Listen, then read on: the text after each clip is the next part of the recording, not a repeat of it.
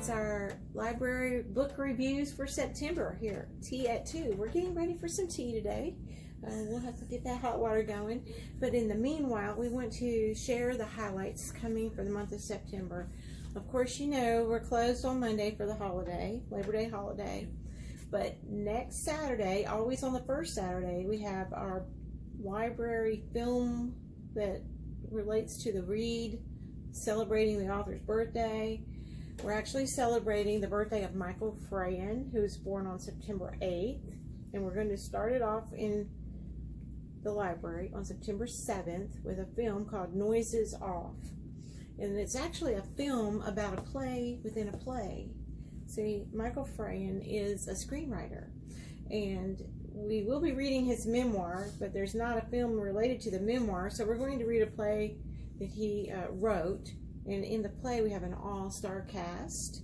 Christopher Reeve, remember Superman? Mm-hmm. This is going back in the day. Carol Burnett, Mary Lou Henner, Lynn Redgrave, John Ritter. Okay. Is it John or Jack? John. John, right? Okay. He used to be Jack on Three's Company, right? Yeah. Okay, so all of these folks are in this film called Noises Off. And I was like, what is it about? It's a play within a play. It's a comedy. So Michael Frayan, he got the idea once when he was backstage. He was in the wings of a performance with Lynn Redgrave. She's also in this Noises Off film. And while he was in the backstage watching her perform, there was so much comedy going on behind scenes that he decided to create his own screenplay. And the terminology Noises Off refers to stage direction. When there is beginning to raise the curtain, noises off. Okay, it indicates the sounds coming on off stage. We don't need any noise. Yeah. So noise is off. So it'll be a really hilarious comedy, and we enjoy watching it and then talking about it later. Okay, when so we read the book. 1 o'clock a week from tomorrow. Right, at 1 o'clock, September 7th, in the library's meeting space downstairs. We'll be having our film. We'll also be meeting the following week on Thursday, which is September 12th, on Thursday at noon in the branch location, at the branch library. So we always have something good to eat, something related to the story we're reading about.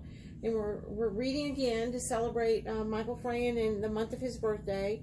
And his book is called My Father's Fortune. I talked a little bit about this with you before, but it's not like monetary or wealth. The fortune is the things that he learned, the lessons he learned from his father growing up.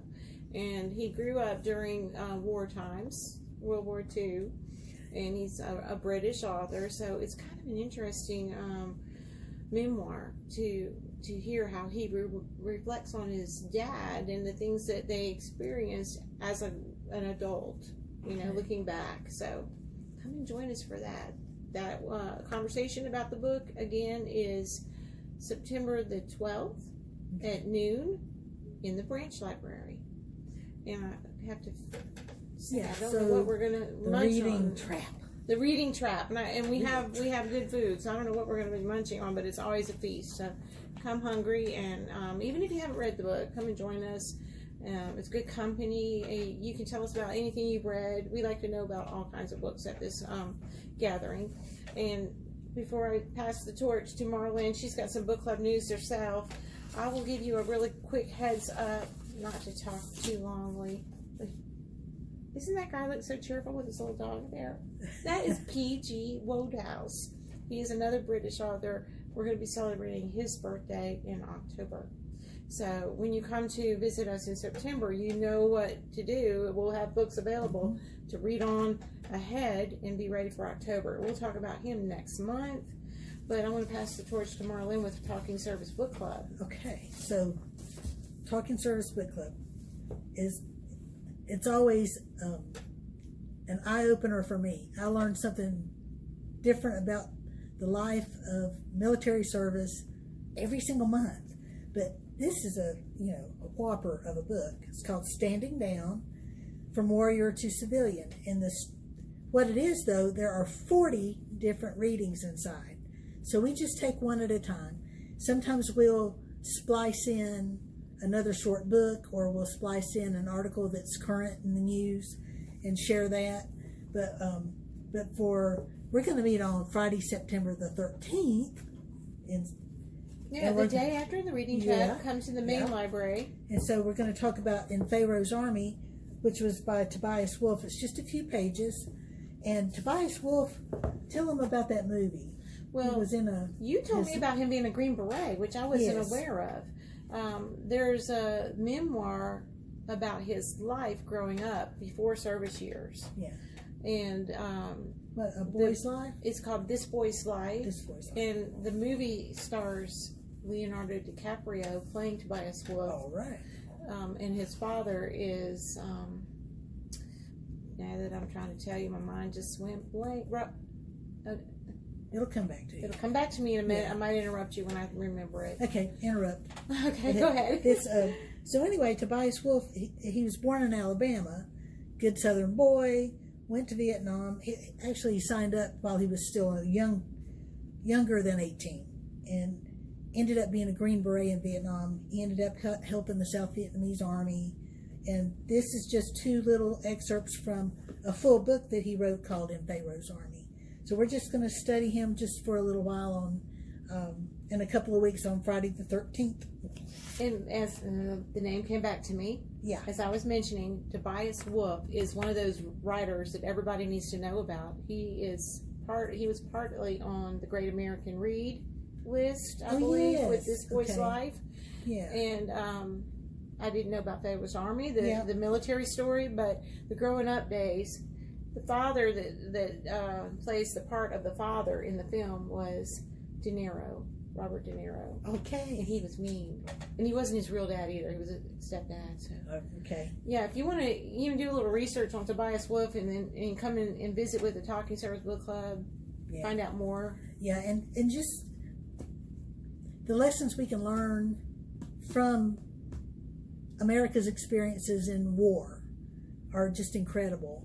And in fact, they keep saying this election year is one of the first times we don't have a significant land war going on. Mm-hmm. Right now, America is not at war, which, if we want to remember and not make mistakes, then we need to study. So the stories about Vietnam are coming out left and right because the interval of time has gone by.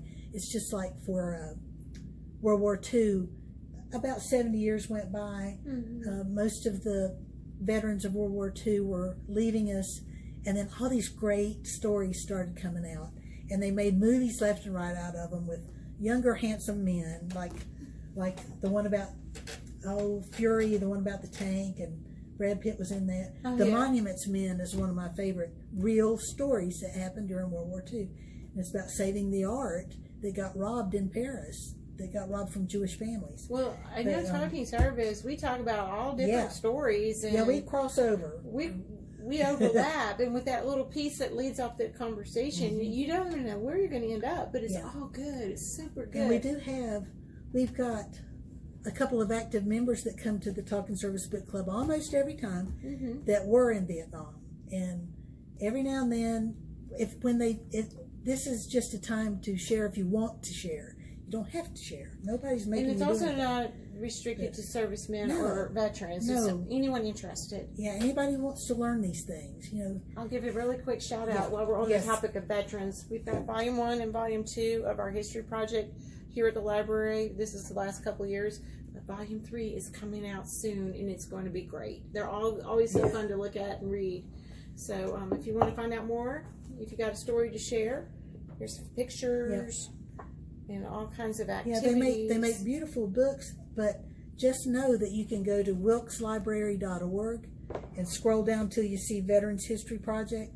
Click on that and see if you don't know somebody. Yes, we have an archive there with full of stories. I don't wonder how many we've got already, but it's every well year, over 100. I think it's close to 100 because every year we add about 30 or so stories. Yeah. So this being Volume 3, we may be right at 100. Well, and if you count the folks that did multiple stories, I'll cheat on that. Okay. That's the way I'll cheat. Come check out the veteran stories. They're awesome. Yeah, and don't think that they're sad, because they're amazing. Is what they are. They're really amazing. Well, that kind of segues into your Ron Rash novel. Okay. There is some veteran history there. Yep. Okay, Yep. go for it. So, before I was trying to pick a Ron Rash story to read for the library book club, which meets on the third Tuesday every month, and just so happens Ron Rash, this author, was making a visit to the Heritage Museum. He's got some Wilkes County relatives, and he loves North Carolina, and this is a story that happens in western North Carolina. And Ron Rash wrote about, he put two things together that he found out about. One was he found out about a Civil War massacre that happened in Shelton, Laurel, North Carolina. It's in Madison County. And then he found out that there was a doctor at that time that kept his kept his books. He kept who he saw as a doctor and what he did for them, and how he managed his practice. So he had that. So between the doctor's journal and the story about the massacre, that's, as far as we know, there's only been one book written about that massacre, and it was a factual account from that time called Victims, and we've got it here in the library. But this is a story that's in present day, but it's reflecting on that community and how that community stays the same and yet changes because a Civil War massacre happened there. And I don't want to give away too much because, so help me, every time you turn the page in this book, it's like, oh, wow, here's something else. I am truly enjoying it. Now, I will cheat a little bit and tell you I'm not done. Read some of the sections. But let me read you a section where, okay, there's to bring it up to date, of course there has to be a drug dealer somewhere in western North Carolina, right? This guy, actually, this is two drug dealers talking to each other. And let me put on my glasses so I can tell you this. So this is Carlton Toomey, and we're going to show the movie that was made from this. Ron Rash was here, and he said he loved that movie. And so we said, okay, then we're going to get our hands on it and show it. You know, most writers, they're not so sure they like the way their book was made into film. Right. But he loved the way that this book was made into film. And that it was filmed at the location. Yeah, and so you'll find out about these characters either by reading them or coming out for the film, too. Yeah. Go ahead. So this is Toomey. He lingered in the doorway a few moments longer, his eyes on Leonard. This boy and me are square, provided he keeps his mouth shut to the law. You know what I'm talking about, right? Yes, Leonard said. Figured you'd know. Well, Carlton Toomey opened his massive right hand and revealed the car keys. She won't need your car no more tonight, he said, and he tossed the keys to Leonard. The truck horn blew again, but Toomey ignored it. He looked the room over, let his gaze settle on the stereo. I saw you at the fair, Professor. From the look on your face, you hadn't reckoned I could sing that good.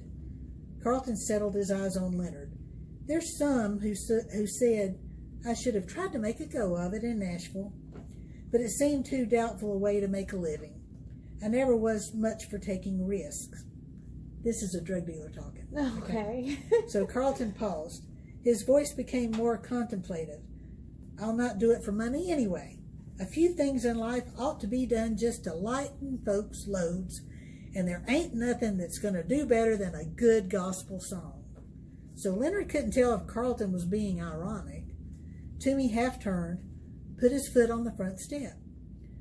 I sung once at a big tent revival in Hot Springs, sang Just As I Am, and had them all that never was saved, and them that was backsliders, all crying and getting right with the Lord. Even the preacher man claimed it was my singing more than his sermon that brought them up front.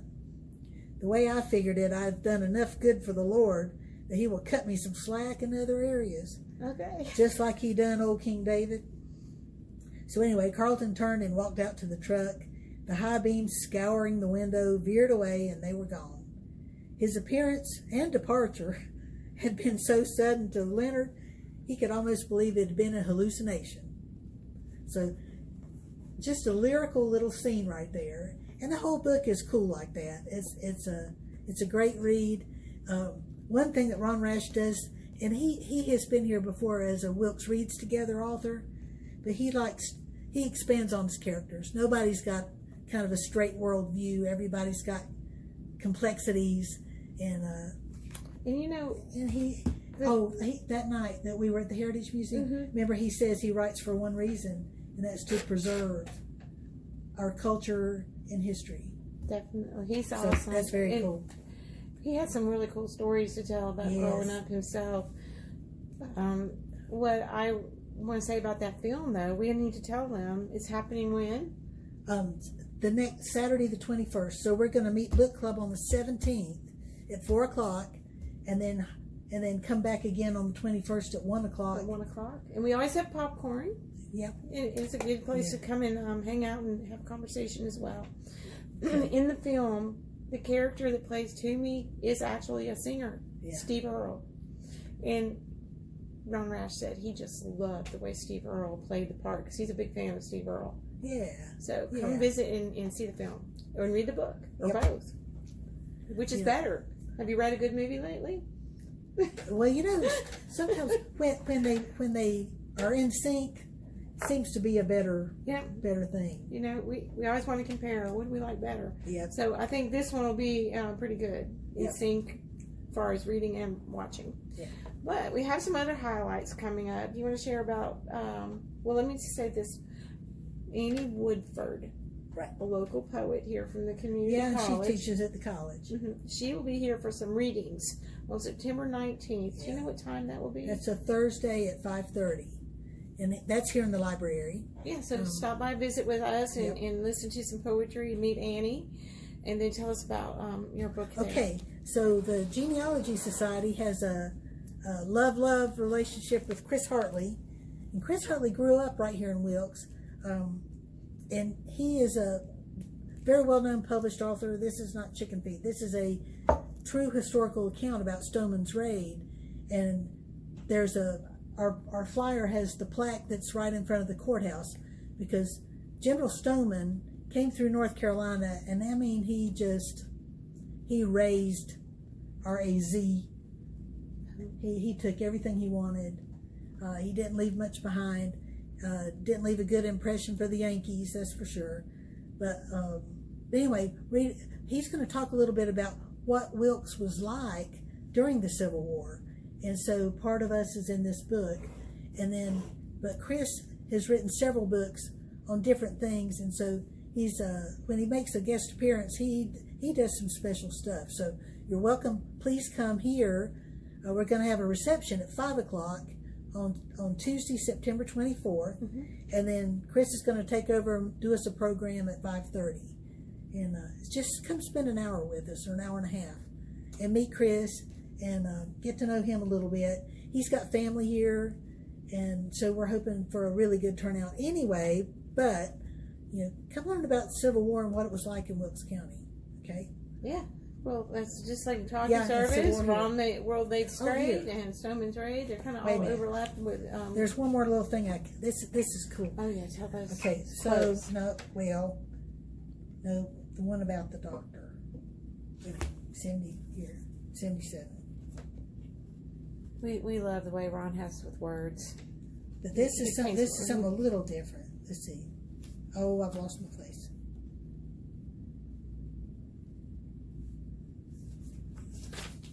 Okay, so interspersed. Now this is something you won't see in the movie, because you can't show a journal except for, I'm sure they'll have a prop to show it. But in the book, Ron Rash puts excerpts from the doctor's journal from the 1861. So this is May 13th, 1861. What is it? Fort Sumter happened, might have been May. It was the spring of 1861. So anyway, here's who the doctor saw that day. On May 13th, 1861 in the morning, he was summoned to the Allen residence, and Lawrence Allen, age 28, was losing his voice. So anyway, he told him it was aphonia. So he said, take a gargle of honey, vinegar, alum, slippery elm, morning and night. No talking for 3 days. The fee was $2, and he paid in cash. And then here's his commentary. Would it be that not just Allen, but Zeb Vance and his Raleigh firebrands would get Aphonia to quiet their braying about states' rights. And so then he went to the courthouse because there was a fight, and he treated 3 people at the courthouse, and 2 of them were gunshot wounds. Oh my. So then he goes here, he treats Abney Shelton. Now, it's called Shelton Laurel because Sheltons lived there. And Abney Shelton was 19. He was bleeding from the lip from fisticuffs.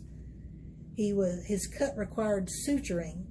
He sponged the wound, sewed it up with cotton thread, charged him $1, but his payment is 3 bushels of oats to be delivered. But this is the last comment for the day on May 13th. The final delegate vote, so they were at the courthouse, 28 for secessionists, 144 unionists. This folly may yet be prevented. Oh. Because So Shelton that's Laurel actual historical notes. That's historic. Embedded in the Yes. fiction of the story. Yep. It's historical fiction. Yeah. Cool. It's one of my favorite genres. Yes. Lastly, Okay, let's show you. We get these wonderful things. we get book list, And book reader, page. and book page. These are free for our patrons to come by and pick one up when you're in the library. They're full of what's new to read, what's coming out.